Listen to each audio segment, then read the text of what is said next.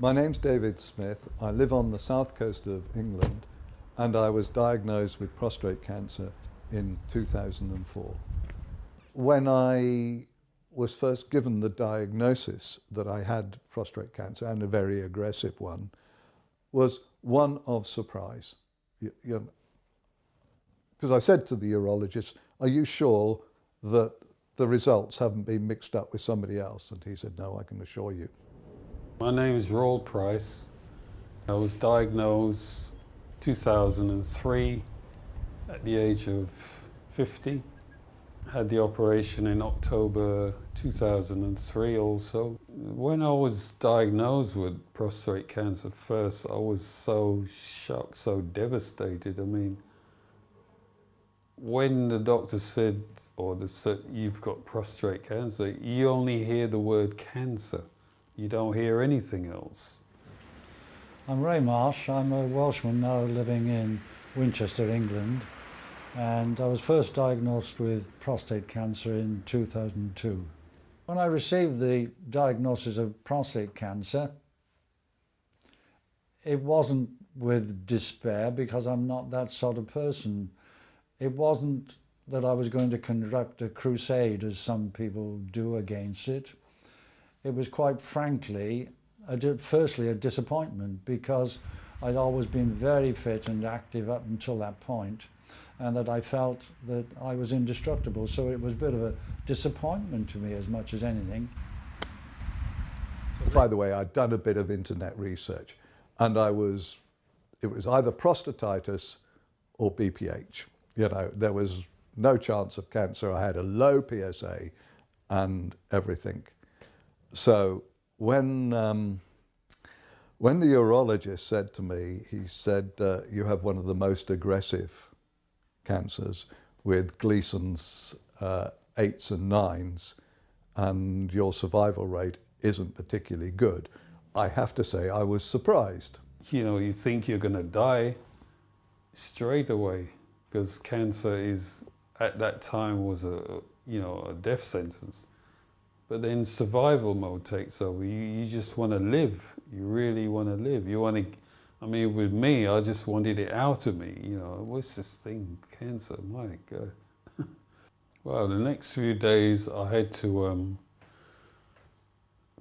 sit down and take it in myself. I actually didn't tell anybody for a couple of days, because, I was really, really shocked. Having cancer. If he'd said you got a bad leg or you got a bad foot, that would be easy to take in, but the word cancer overrides everything. The family of a man with prostate cancer are very important, and the way that they deal with it is very important. Worrying, I have to say, does not help. It just increases the person's anxiety. So if they can keep the worry level down and just encourage him to go forward, and if it's a black day because the advice or the prognosis wasn't very good, keep the encouragement coming. Also, I found the radiologist and also the receptionist at the particular hospital I went to were very jolly. It made a big difference. The receptionist in particular relieved any possibility of a morbid atmosphere by being very jolly and telling jokes, and it made quite a difference to the whole atmosphere there.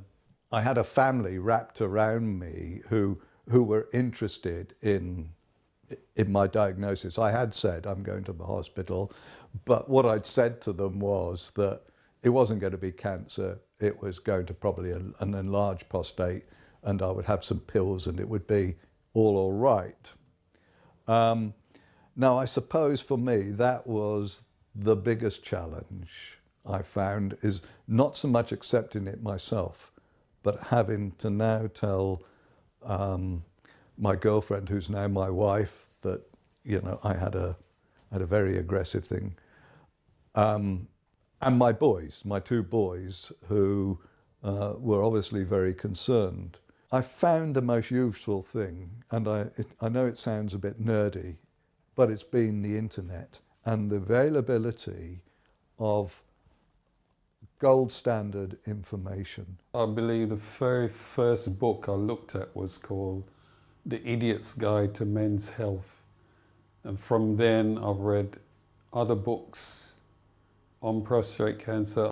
It was very helpful in the days of biopsy and initial diagnosis to speak to senior members of the prostate cancer support group who were not only prostate cancer sufferers themselves, and so that they'd been through it, so they had their personal experience, but having been through it themselves, they'd made themselves very knowledgeable on the aspects of cancer from the patient's point of view and how he can use the NHS to get the best possible treatment.